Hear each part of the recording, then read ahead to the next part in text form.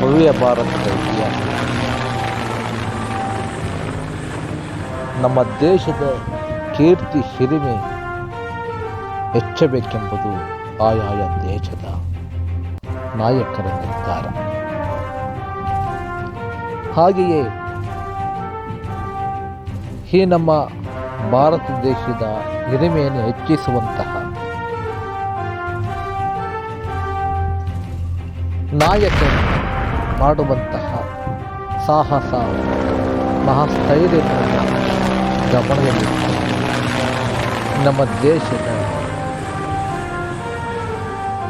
ಅಭಿವೃದ್ಧಿ, ಪ್ರೀತಿ, ವಾತ್ಸಲ್ಯ, ಮಮತೆ ಇವೆಲ್ಲವುಗಳನ್ನು ಆಧಾರದಲ್ಲಿಟ್ಟುಕೊಂಡು ಮಾಡಿರುವಂತಹ